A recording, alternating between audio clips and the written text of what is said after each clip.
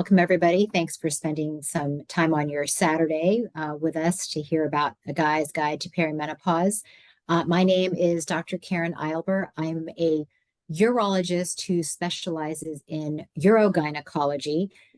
So for those who aren't familiar with that specialty, as a urologist or a gynecologist, you can do additional training to specialize in the treatment of female pelvic floor disorders, which includes things like incontinence or bladder control, prolapse or falling organs. And because the nature of what we do, we also deal a lot with sexual dysfunction as well as symptoms of perimenopause and menopause that can affect a woman down there.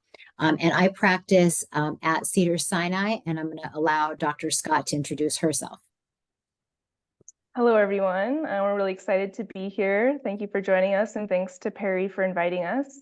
So I am a urologist as well, trained as a urogynecologist.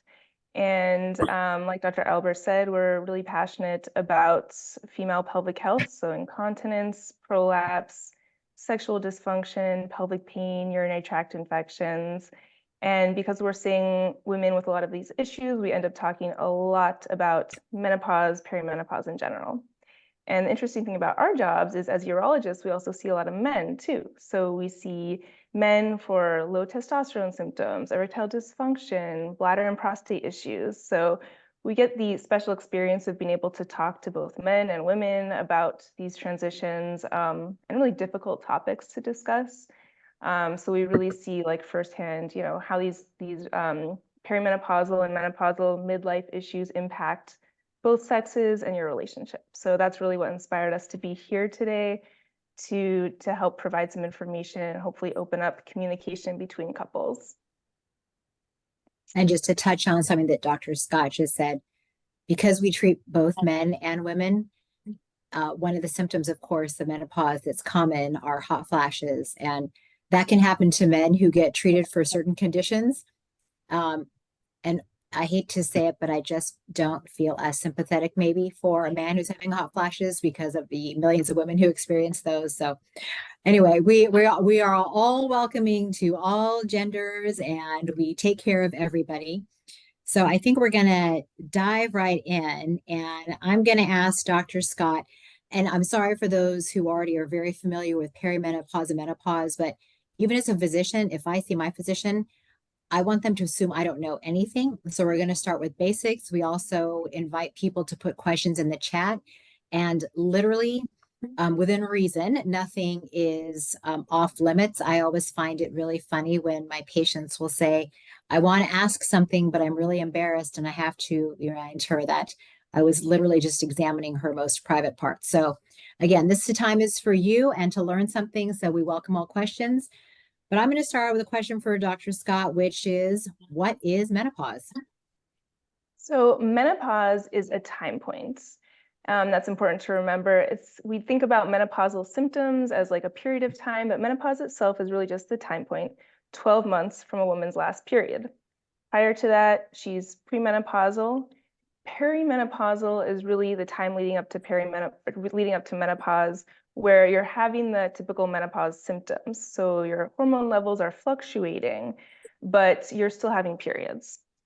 After menopause, we're postmenopausal. So now that women are living up to their 80s, we're really spending at least a third of our lives as postmenopausal.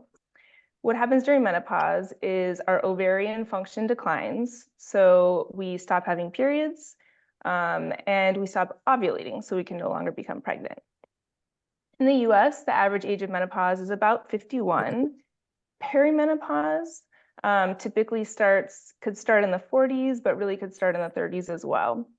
And in general, menopause can happen, although the average age is 52, on average, it can really happen between 45 and even up to 58.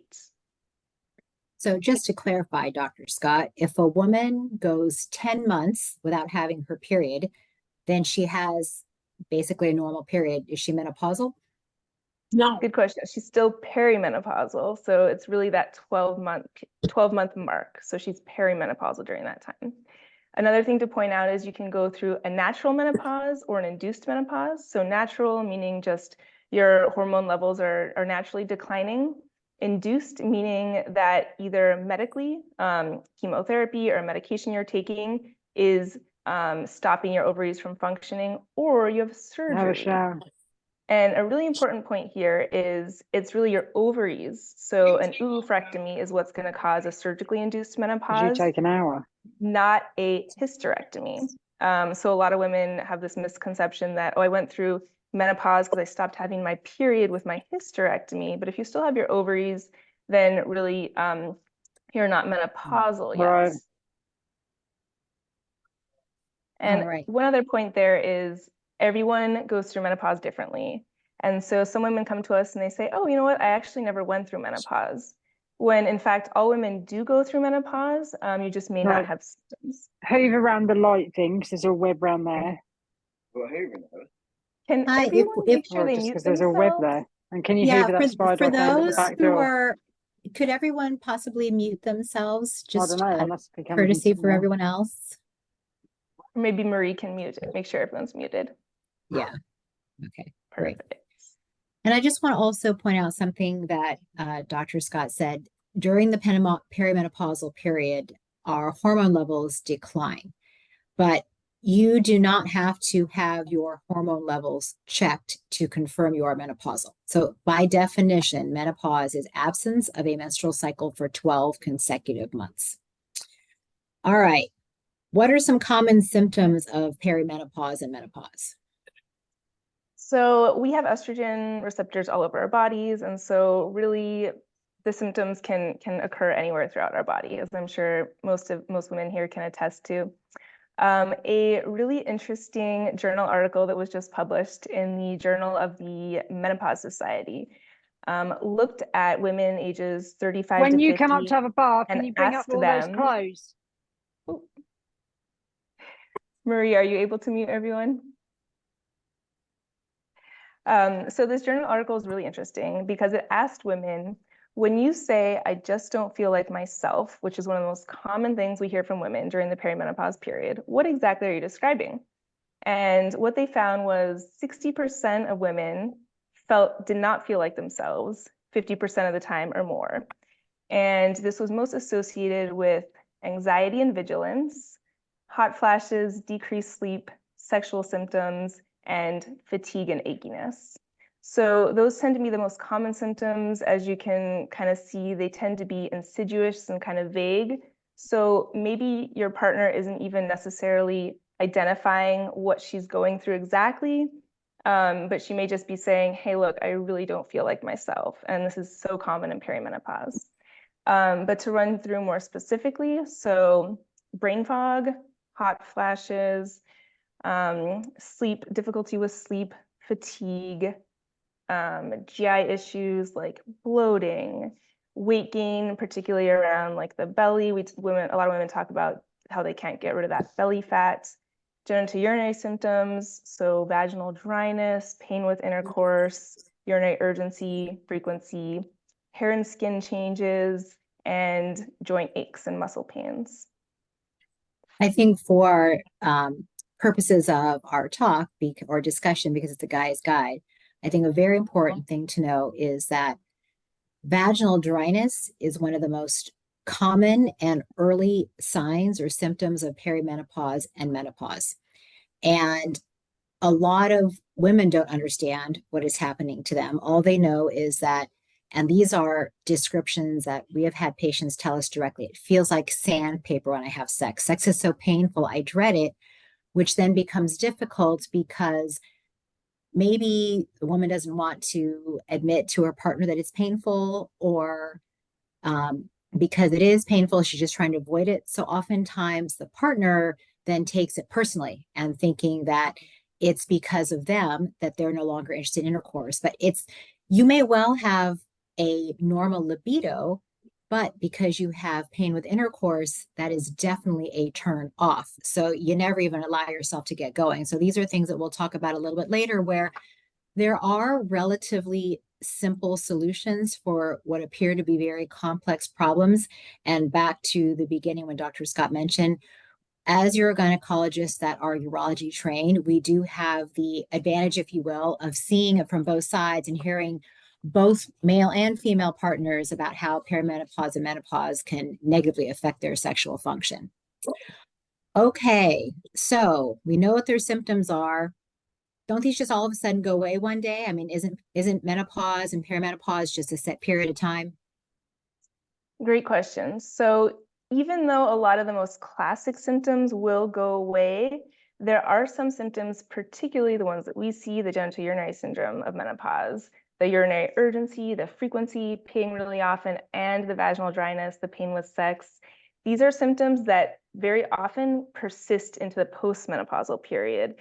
And some women may not even experience them necessarily during perimenopause, but they really pop up postmenopausal. So absolutely important things to keep in mind. In general, women will stop having their menopausal symptoms about 4 to 5 years after menopause, but they can persist up to 10 years too. So that's important to remember. If you're still experiencing these symptoms, it's not necessarily abnormal. I kind of one of the find that, points. oh, sorry, I didn't mean to interrupt you. I was just gonna say, like, our ovaries, I feel like, are like when your car is running out of gas. Like, it kind of goes a little bit slower, but then it kind of sputters a little bit, because I'll have like 70 or 75-year-old patients who say, you know, for like a couple of weeks, like their libido was like through the roof. And I mean, there's no other explanation, or all of a sudden their breasts start to be enlarged or tingle. So although our ovaries don't function enough that we can have regular cycles or even get pregnant, they don't all of a sudden stop working. That's so true. So Dr. Eilber, can you tell us about the management options? What do we have available for women? And also along those lines, how can partners kind of broach the subject of, you know, hey, I think you're going through these symptoms. Who can you talk to? What kind of treatment options can you consider? So many responses to that question. So first of all, for all of the guys who are on this webinar, more power to you. I think that shows a lot of support for your partner that is going through perimenopause or menopause.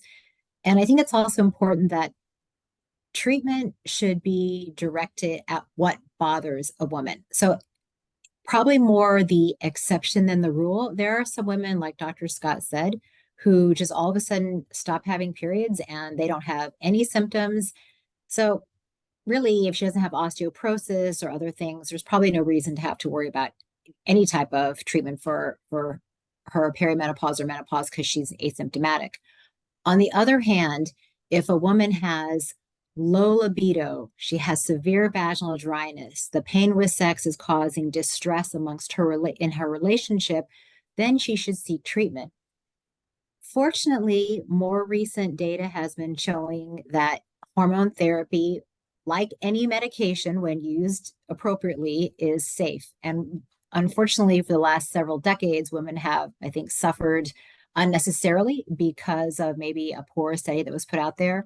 But very basic things. First of all, lifestyle. If you just have a hot flash for a few minutes a day and otherwise that's it, some women find carrying like a little personal fan, or just having, they make cooling bands. There's all sorts of great perimenopause and menopausal items you can find just looking online or even on Amazon. There are supplements that can help. There are definitely things that people are, you know, aware of.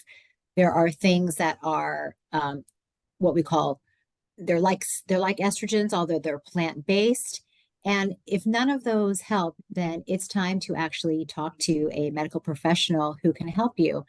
And you don't have to pay a lot of money. In fact, you don't even have to have any hormone levels checked. I think it's really interesting if I have like a 70-year-old woman come and she says, you know, I want to have my hormone levels checked.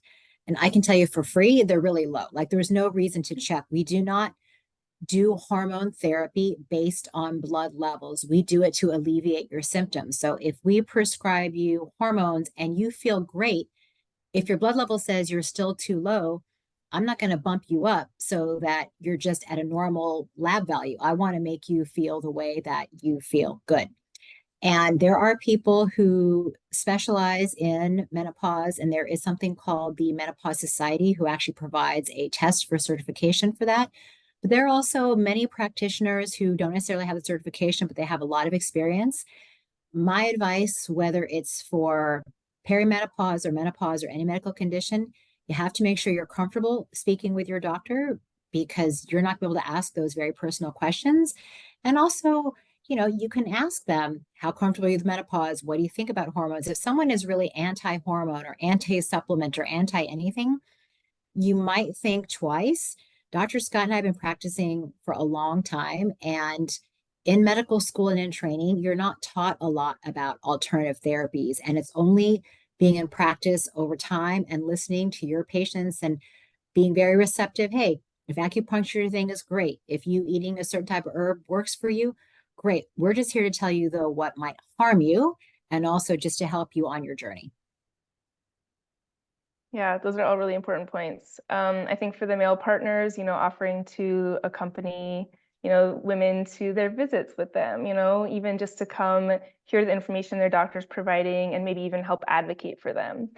I know Dr. Eilber and I often see patients where they say, I'm feeling these menopausal symptoms. I went to my gynecologist or primary doctor. They checked my hormone levels and they said they're all normal. So what's going on? And so to Dr. Eilber's point, we really don't rely on hormone levels. We treat your symptoms. So I think sometimes, just offering to accompany your partner to these appointments can really help, because she's really probably in a very vulnerable position where she's kind of scared and maybe worried about questioning what the doctor is telling her. So we kind of talked about tips for encouraging partners to go and seek perimenopause treatment. Anything else you have to add to that one, Dr. Eilber? I like Is it gonna end soon?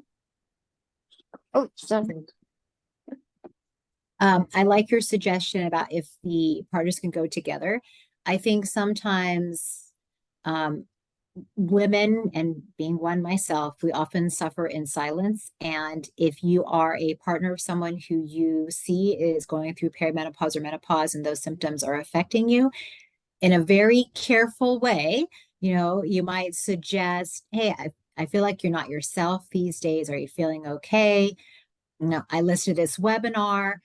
I think all women, speaking maybe for myself, like my husband has to be very careful around certain subjects, I think. So just, without trying to gaslight somebody, and also just taking their feelings into consideration.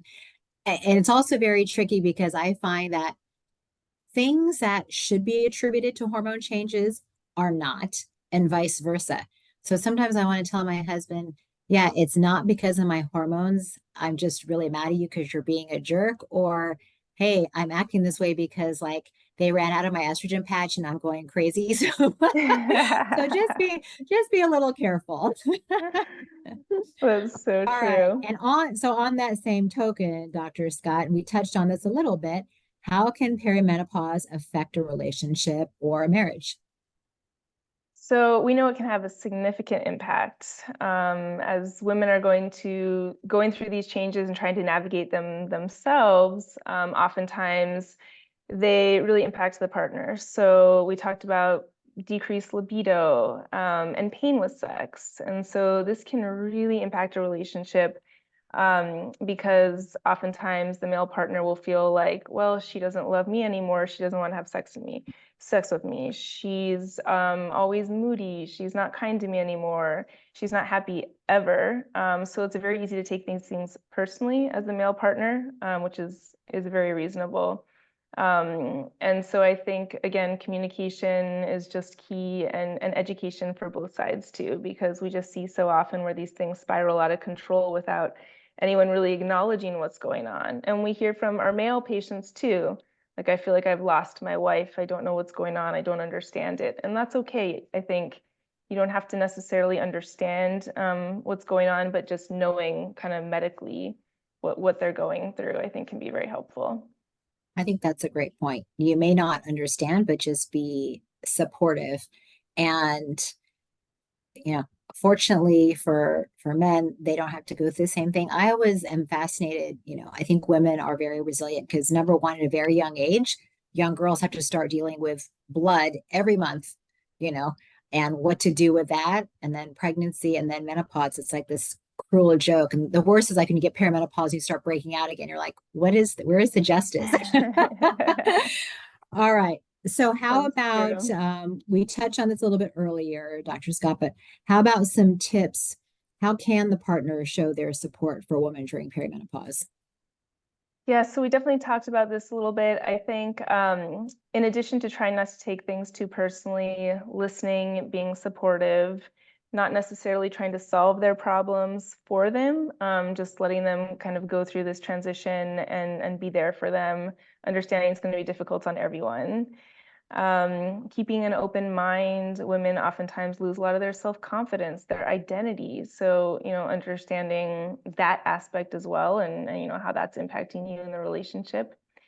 We talked about, especially in sex, in the bedroom, maybe trying new things, like just being open and communicating to try to work together to make things work. If the woman's having pain, of course, addressing that with maybe she needs vaginal estrogen or a vaginal moisturizer, making sure you're using a good lubricant, making sure there's enough foreplay, you're understanding what she likes, what she needs there, all very important. And then for men, really acknowledging the impact it can have on you, as we mentioned. So being more fearful or maybe insecure about causing your partner pain with intercourse, or her libido and desire could actually cause possibly some decreased libido in yourself or erectile dysfunction too. So I think just being aware that could be playing a role. And then for same-sex couples, also understanding that the menopause experience is very different for everyone. So, what you went through may not be what your partner's going through too. Anything else to add? Yeah, and I think let's expand on what happens, in the bedroom and before that, just because I think that's a huge thing that impacts couples. I think we get this misconception, mostly from media, that you should get turned on like that. You want to throw your partner against the wall and just have like wild sex. Okay, that may have been true when we were like 20, but throw in kids and careers and hormonal changes and this wonderful thing called perimenopause and menopause. And I don't want to say it's a chore, but like anything that's worthwhile, it takes a little bit of work. I always like to compare it to, so my husband is a big skier. And there always has to be somebody in the relationship to drive the ski. So whether it's sex or skiing. So my husband's always the one who, he makes the plans, he does that. And you always kind of go along a little bit unwilling, but once you're actually skiing, you never regret it. So somebody in the relationship has to take the driver's seat in, planning an evening where, it's not a long day after work. Maybe you go to dinner. If you have kids at home, maybe you send them to the sitter. But it's not just, oh, it's bedtime, we turn the light off, we're getting in bed, and all of a sudden you're supposed to be able to turn it on. That's not how it works. We do have to get in the mood. And there's a reason why people have vacation sex, because you're relaxed and you can actually enjoy yourself. And also what Dr. Scott touched on, things like lubricants that Dr. Scott and I talk to patients about all the time. I think we forget that for a lot of people, they misinterpret those types of things. So guys, I know I've heard that when a woman pulls a lubricant out, they automatically assume she's not lubricating on her own because you're not turning her on, which is absolutely not true. Sometimes it is not physically possible for a woman to do that, whether it's because of perimenopause or even people have certain conditions where they're just dry all over their body, including the vaginal area. So using a lubricant does not need to be viewed in a negative way. And for the women on the webinar, using a lubricant also doesn't mean that you're old. In fact, 75% of people who use lubricants use it purely because it feels better, in the sense that it's more sensual, versus because they have to, because they're so dry. And things like, like Dr. Scott said, we're all getting older, and, change it up. You don't have to buy, things that are uncomfortable for you, but there are many intimate wellness devices and toys that couples can incorporate just to make things different. All right. And I definitely invite people to put questions, in the chat if you have questions about that, because, Dr. Scott and I also realize there's not a lot of places that you can go that you comfortably can ask and, get what we would consider reliable information. All That's right. so true. And as urologists, I would say we pride ourselves in really being able to to make topics that are difficult comfortable and be able to answer them, you know, in ways that people can use the advice as well. So please ask us anything. Absolutely. And, you know, I think a very unfortunately common scenario that, again, they're not difficult solutions. The man maybe has some mild erectile dysfunction, which Viagra could probably help with. The woman has some pain with intercourse, but because of those two things, they just let their sexual relationship fall by the wayside. And of course, sex is not an entire part of a relationship, but it is important to be able to maintain intimacy. So knowing that there are people out there like us who specifically help couples to deal with these issues, it just helps to normalize it. You know, like we really should be talking about this much, much more. It is so exciting for us to see how perimenopause and menopause is becoming a more commonly discussed topic. But on that same token, it's often discussed at a more superficial level and not more like what Perry is offering in these types of webinars. So true. Dr. Eilber, do you have any tips for things for partners to avoid during perimenopause? Avoid letting your intimate sex life fall by the wayside. Avoid just accepting that, you know what, I'm totally miserable. I'm having hot flashes all the time. Don't accept you have to put up with it. You saw one practitioner, they told you it's just a part of life, deal with it. Don't accept that. Don't accept anything less than what you think is going to make you happy. On the flip side, if you're totally fine, or if you're not that bothered by symptoms and the recommendations that were made you don't like, that's okay too. I just don't want you to accept anything less than what you feel is acceptable for you. And for the partners of women going through perimenopause, you know, share that sentiment with them, I think. You know, if they're resistant to seeking treatment, then, or they say, well, one doctor advised me against hormones, but I still really think I need them, then absolutely your encouragement for your partner to seek another opinion and advice and not give up is so important. And I think also just avoid believing everything you see or hear. You know, even again with the WHO say that came out 20 plus years ago that really scared every woman from ever taking hormones again. WHI, Women's WHO, sorry, the WHO. That there is no organization. Wrong people. But unless you are familiar with that study, most people just took that really at face value. And even when the study came out, there were many naysayers who really did not accept that study. But you know, if something is repeated enough, it becomes true. So again, don't just, you know, accept what is said as gospel. And that's why it's the practice of medicine. You should seek opinions and you should go with ones that, you know, if something doesn't make sense to you, it probably isn't good advice.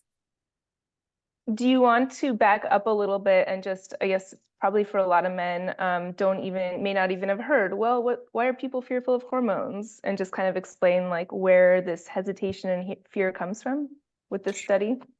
Yeah. So in the study that came out, again, like over 20 years ago, it really wasn't a great study because number one, the women in the study were much older. Many were several years after menopause. So when women become menopausal, ideally your hormone therapy starts, you know, later in perimenopause, definitely within the first 5 years of menopause onset.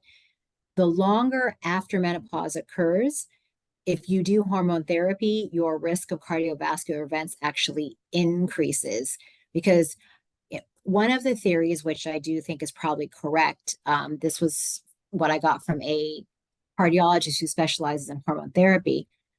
When we are menopausal, when we don't have estrogen and progesterone, our blood vessels actually get a little more stiff.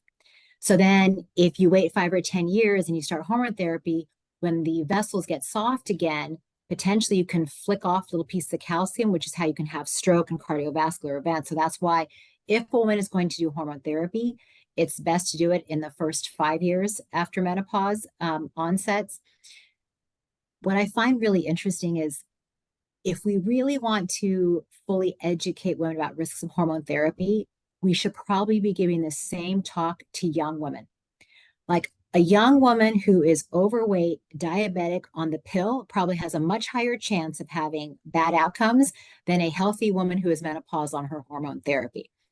So the woman who has the lowest risk of everything takes low dose estrogen alone.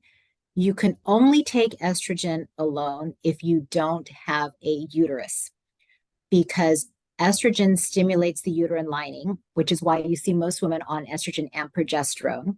And the progesterone counteracts the effect of the estrogen on the uterus. If you take estrogen alone, you have an increased risk of uterine cancer. If you add progesterone to it, your risk basically goes back down to the general population.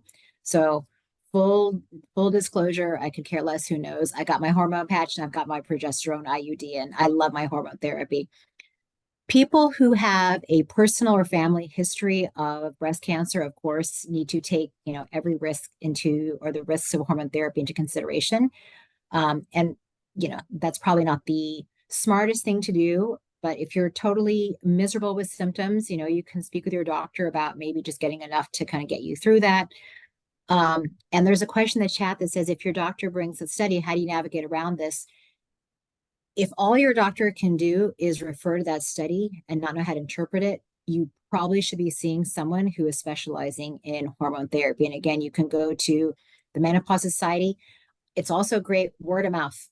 Like if your girlfriend sees somebody who they think is great with hormone therapy, it's also good to see, somebody like that.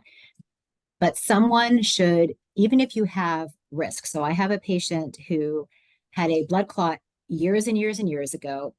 She doesn't have a known clotting disorder. No one put her on hormone therapy. She was totally miserable.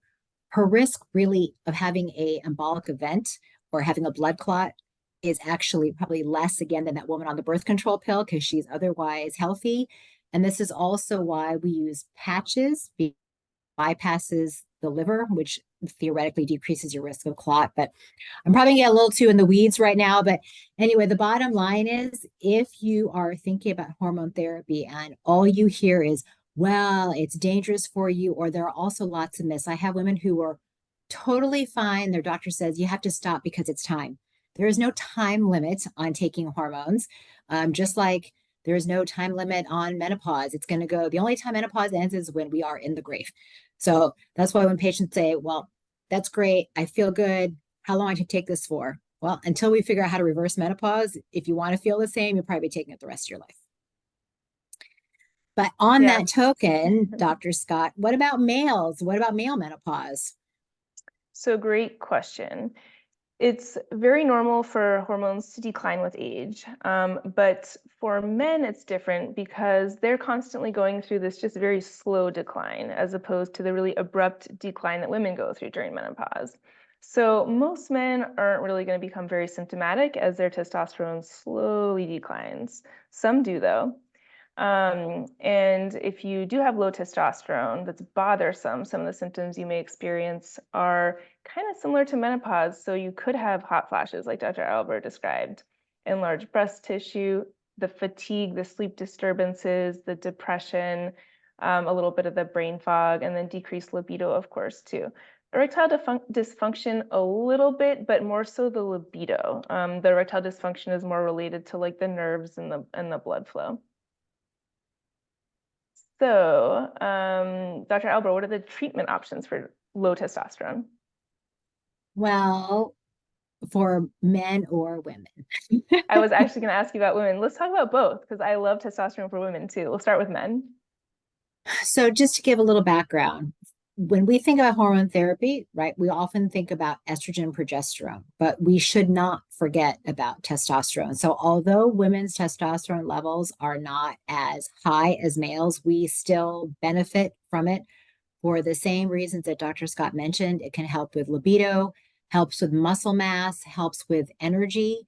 So let's say you're on your hormone therapy, your hot flashes are gone, your brain fog is gone, but you are working out like a mad woman and you still just cannot get rid of that little bit of fat that you never had, or your energy is low.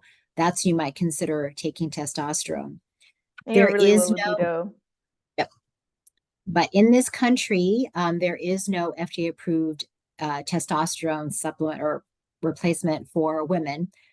we often will prescribe. So men, if you want to do a favor for your partner, you can get your testosterone, let her use it.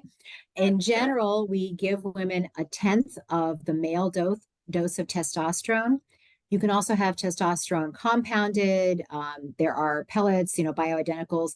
So this is where it becomes very interesting, because there are some people who are very anti bioidentical hormones, and we can go into what that means in a second, or very anti-compound, but yet you can't really be so hard line about being against compounded medications, because if you really want to be thorough with giving a woman her hormone therapy, you have to also be willing to give her testosterone. And if she doesn't want to take the one that is approved for men, or I had a woman, I prescribed it to her, and because she's a woman, her insurance won't cover it, is like $2,000 or something. So we're gonna get it compounded for much less money. So for women, that's the options. For men, the best testosterone supplementation, but it's not the most ideal, are injections, which most men do not like. So there are patches and there are gels as well. There is no testosterone pill. It just isn't absorbed well that way. And having said that, also, if you have your testosterone level checked, let's say it's normal, but you still have zero libido, you just know something is off. There are different forms of testosterone that should be checked. There is free and total. There is also something that circulates in our body called sex hormone binding globulin, which if you have too much of that, it grasps your active hormone, if you will.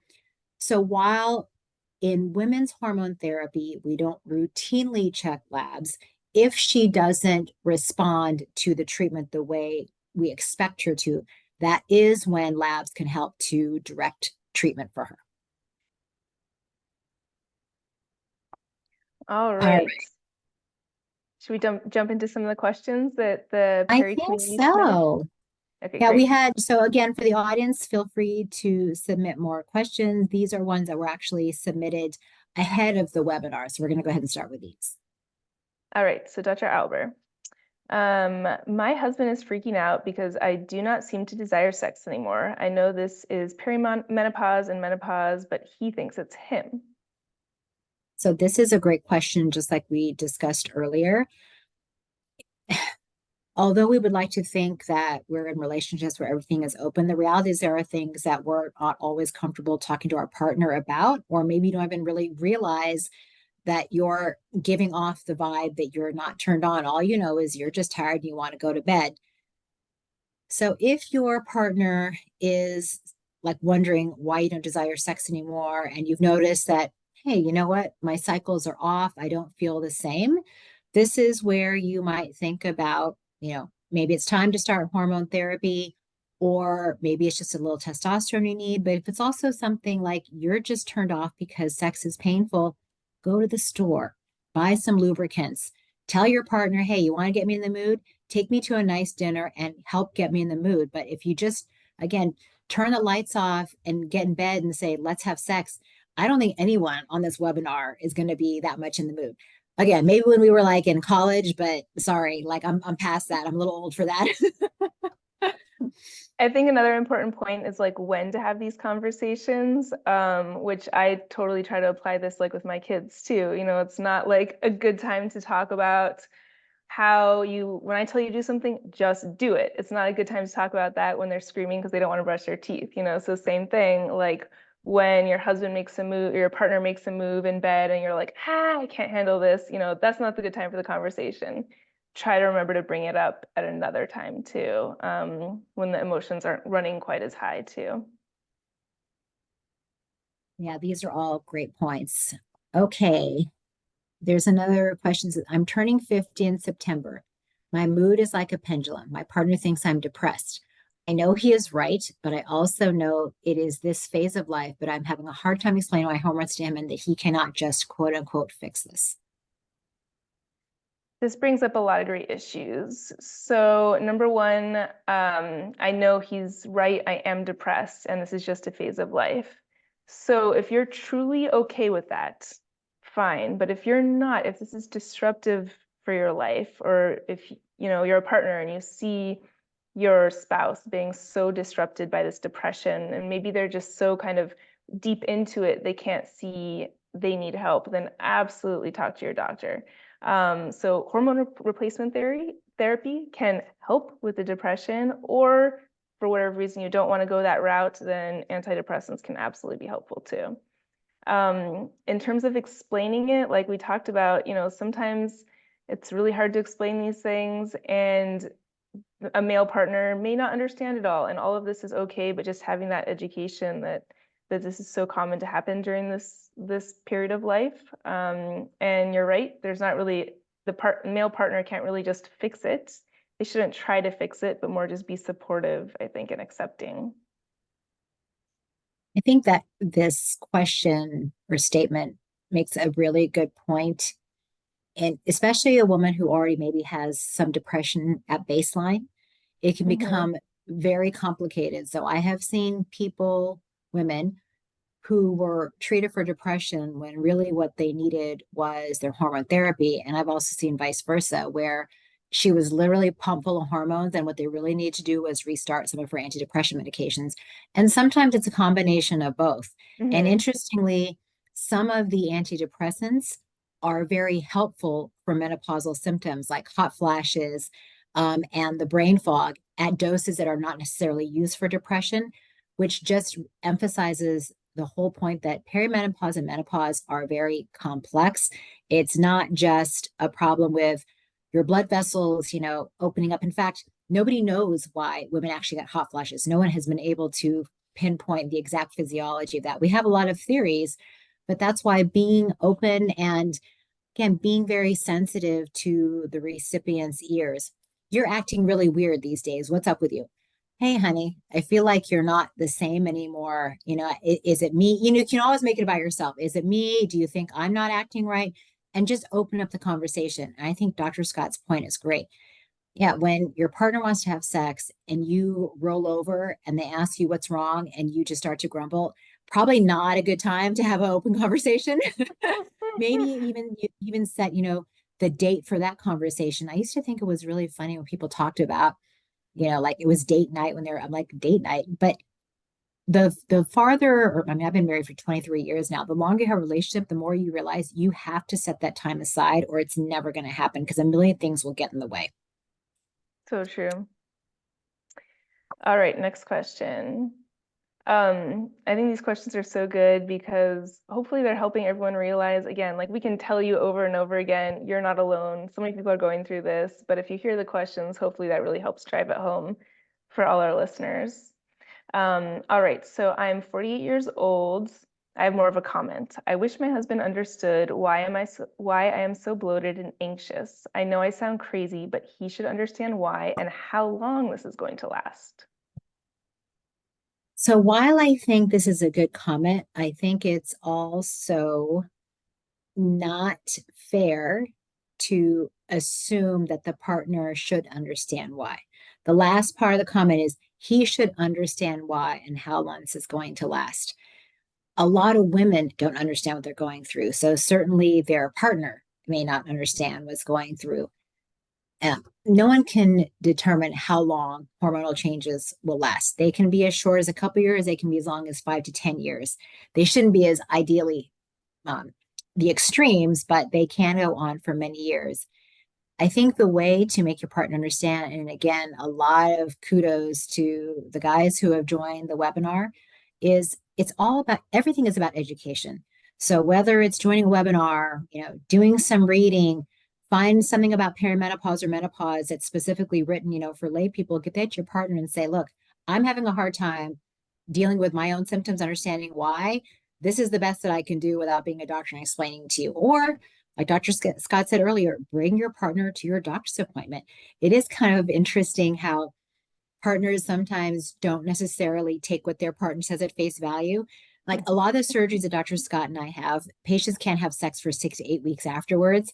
And I think the partners think they're lying because I have patients who will bring their partners to their post-op visit so they can see. He has to hear it from your voice or from your mouth that it really is 6 to 8 weeks. I think it's kind of funny. So true. Yeah. All right, here's one more comment. I think my husband thinks I am a hypochondriac.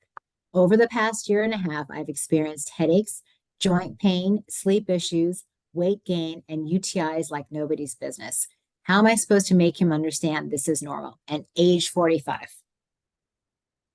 So again, I think you're absolutely right. We probably can't hope to make our male partners understand what we're going through, but your point that, you know, to at least know that this is normal is a very good one.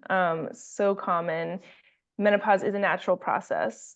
Again, some women are lucky, they have zero symptoms, but it is natural and normal to common to have all these symptoms. And despite all that, if they are too disruptive to your life, again, we can't say this enough, then definitely seek help. So for these specific issues, of course, hormone replacement therapy can be helpful.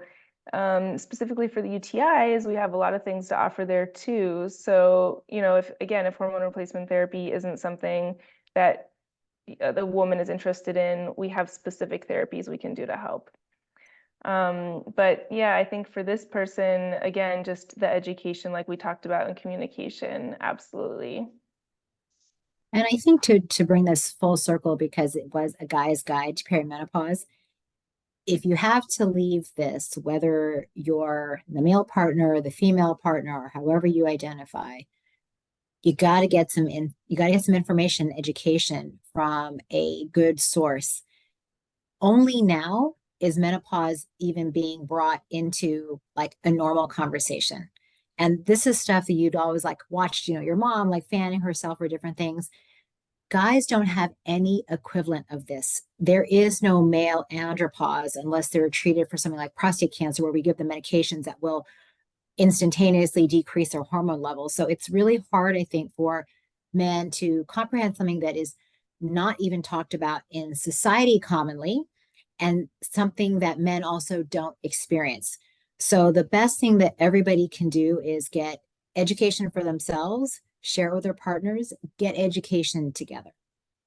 Yeah, and don't just ignore these issues too, like we talked about communication, because it's just, we see this all the time where all of a sudden a woman is 55 and she's like, my marriage fell apart, and the couple wasn't really able to address all these changes she was going through and help fix a lot of the problems.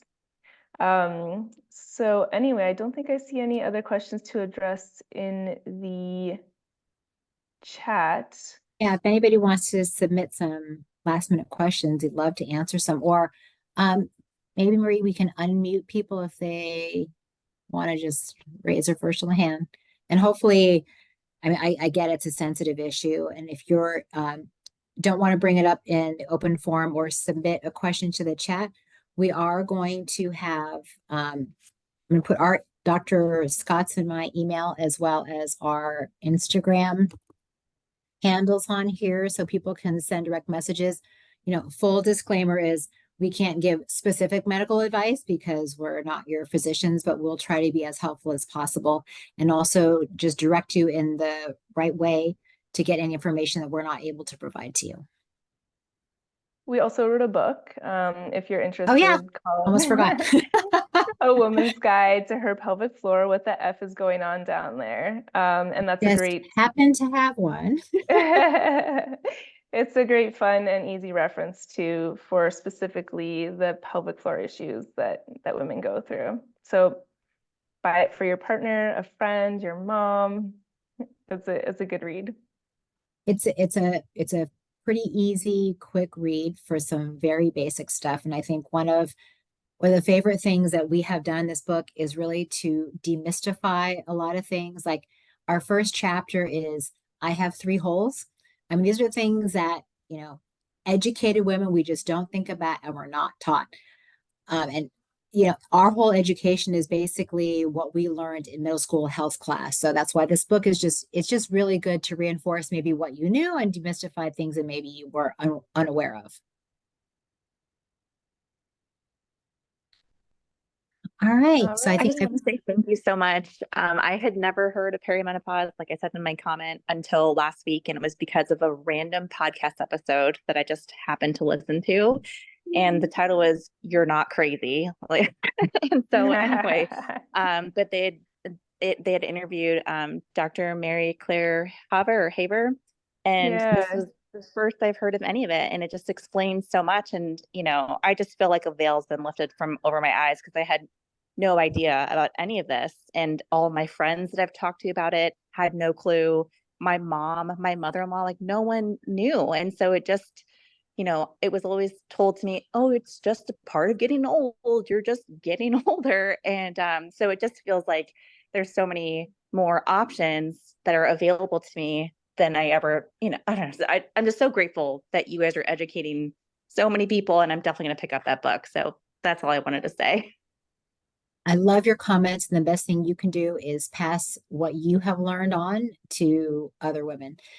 I'm telling you, I practice in Beverly Hills with very highly educated people that they're in the same boat as you. They've never heard any of this, or when they bring it up, there really is, unfortunately, some medical gaslighting. Oh, it's fine. It's not a big deal. It's just because you're a woman. Well, okay, but whether those things are true or not, I still don't feel right, and I want you to help me. So that's why it goes back to, if you do not feel like you're getting the information that you need, or if someone is, I try not to be judgmental, is not the right word, but if someone comes to me with like a really maybe not safe request for something, I have to do my best. Like my job, again, if something isn't going to harm you, you're welcome to everything. But if I do think something is going to harm you, I have to explain that to you in good reason. So if you leave a doctor's office and you don't feel like you have gotten adequate explanation, or it's not quite resonating, that's why there are second opinions. And especially these days with telemedicine, it's so much easier to get multiple opinions. You can't necessarily do it across state lines, but you can do telehealth within the state that you're in, which there should be at least a couple people who you should be able to consult with for any situation that you might need help with.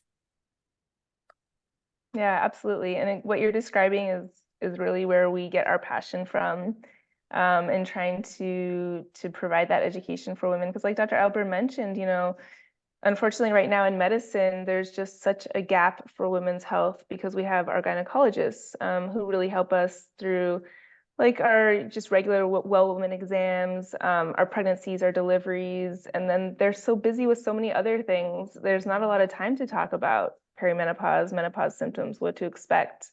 And sexual health, women's sexual health too. Even as a urologist, neither gynecologists nor urologists get much training too. Dr. Scott and I and our team, it was just published. We did a study for women who use a vibrator regularly. When men have, and one of the bases for doing this research project was when men have prostate surgery, we give them Viagra right away to help with the blood flow to the pelvis, because we know that helps with healing. We don't do anything like that for women after pregnancy, perimenopause, major pelvic surgery. So we found that a woman who uses a vibrator on a regular basis, if she orgasmed, great. If not, the point was to just get the blood flow going. Everything improved, overall well-being, incontinence, pelvic pain. So there are things where, vibrators, which in general have always been this, like, in a dark alley, like embarrassing thing. We know that men masturbate all the time. Everybody talks about it like as a joke, even like little boys. But for women, we're all just animals. Everybody has intrinsic, sexual needs. And I think that the more that we have open discussions like this with medical professionals like Dr. Scott and myself to help normalize and say, no, it's not just you going crazy. It's not just you, being some sexual deviant or whatever it is. This is all a part of being a woman, going through perimenopause, and just life in general, and being in a relationship. So we hope that you walk away with at least A, knowing you're not crazy, and B, that there are people out to help you, and C, this is a relationship type of issue. And again, thank you for the men who joined this, and hopefully you will tell your guy friends when they're talking about how their partner is crazy, say, actually, maybe she's not. And make them listen to our episode. Yeah, yeah, exactly. All right. Thanks, everyone. Marie, did you have anything you needed to say before we log off? I think that's it. All right. Thank you so much. All right. Have a good weekend. Bye, everyone.